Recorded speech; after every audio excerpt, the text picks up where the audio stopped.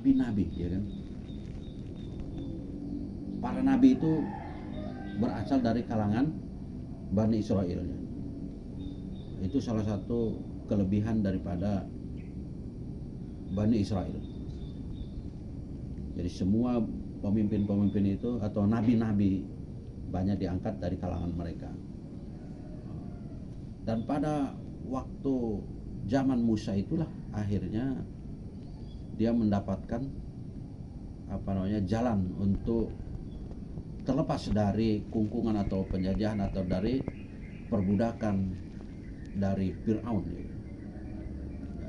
Lewat Nabi Musa itulah diselamatkan mereka. Wa id faraqna bikumul wa id faraqna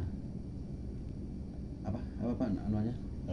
Surat Al-Baqarah.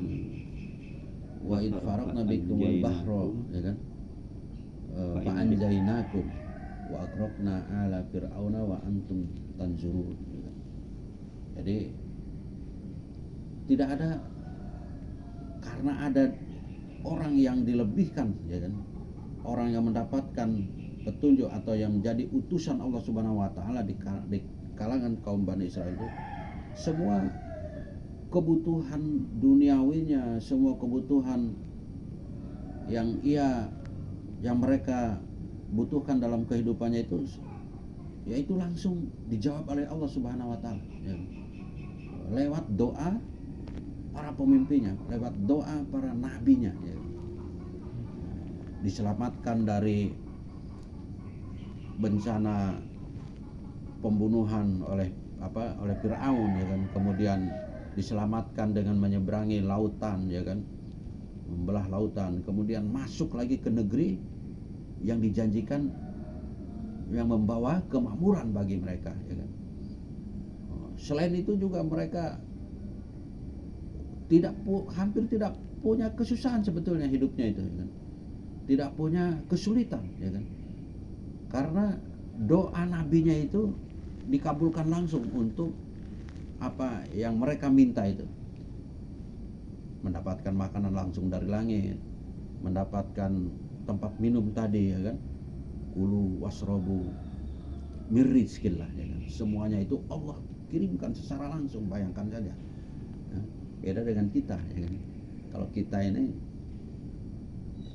kebutuhan kita itu kita usahakan sendiri dengan susah payah, itu pun tidak bermutu. Bukan tidak bermutu, ya, kurang berkualitas, ya kan, karena mungkin kurang barokahnya. Berbeda dengan makanan yang diturunkan langsung oleh Allah Subhanahu wa taala lewat Nabi Musa.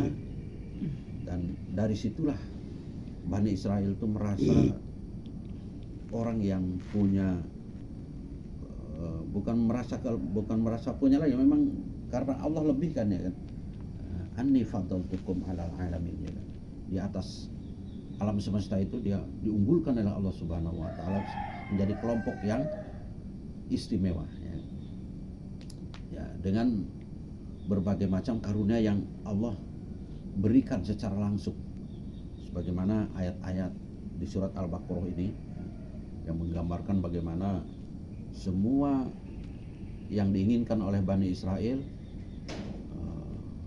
mendapatkan jawaban langsung dari Allah Subhanahu wa taala. Termasuk juga persoalan Qaryah atau tempat yang dijanjikan oleh Allah Subhanahu wa taala itu juga bagian daripada kelebihan Bani Israel. Sehingga yang menjadi heran bagi kita itu karakter mereka itu tidak pernah berubah, ya kan. Di saat masih ada nabi di kalangan mereka, tidak segan-segan mereka itu berbuat kefasikan, berbuat kerusakan. Makanya nabi-nabi di kalangan Bani Israel itu dipilih orang-orang yang kuat, ya kan, seperti Nabi Musa, ya kan? Orang-orang yang punya karakter yang keras, ya kan. Karena memang bangsanya yang dipimpin itu memang punya karakter yang sangat istimewa, berbeda dengan bangsa-bangsa yang lainnya. Mudah diatur, mudah diarahkan, tetapi Bani Israel tidak, ya kan. Sudah jelas ada pemimpinnya, sudah jelas ada nabinya, ya kan. Tapi mereka cenderung untuk mengkhianati, bahkan membunuh para nabi itu secara tidak hak, ya kan. Di ghairi hak. Banyak para nabi yang diangkat dari kalangan Bani Israel tidak diterima dan dikhianati dan kemudian dibunuh, ya kan, secara terang-terangan. Dan ini merupakan gambaran bagi kita memang sampai kapanpun Bani Israel itu hingga hari ini, ya kan, itu memang karakternya tidak berubah, ya kan. Mereka pengkhianat, ya kan, dan menyepelekan ras yang lain, ya kan. Ras-ras yang ada di bumi ini dianggap layak untuk dipermainkan, layak untuk dibunuh, layak untuk dilenyapkan, ya kan. Nah, itulah karakter orang-orang Bani Israel. Apalagi dengan perkembangan zaman saat ini, kita juga tidak bisa menafikan, ya kan, bahwa memang kemajuan saat ini lebih banyak diprakarsai, ya, ditemukan teknologi yang perkembangan teknologi dan kemajuan di bidang pemikiran, dan itu tokoh-tokohnya adalah orang-orang Yahudi. Teknologi penerbangan, teknologi komunikasi. Sekarang ada AI, ya kan. AI luar biasa. Itu semuanya orang-orang Yahudi. Ada media sosial, Facebook, semua itu rata-rata penemunya adalah orang-orang Yahudi. Dan mereka kuasai betul itu persoalan teknologi itu. Sehingga wajar, ya, karena memang gen mereka itu gen yang dilebihkan oleh Allah Subhanahu wa taala. Ya. Anni faddaltukum 'alal alamin. Dan bagi kita adalah merupakan motivasi, ya kan. Bagaimana hidup berdampingan dengan orang Yahudi atau orang-orang Bani Israel ini yang keturunan daripada Bani Israel ini adalah merupakan sebuah tantangan bagi kita, ya kan. Motivasi untuk bagaimana kita untuk tidak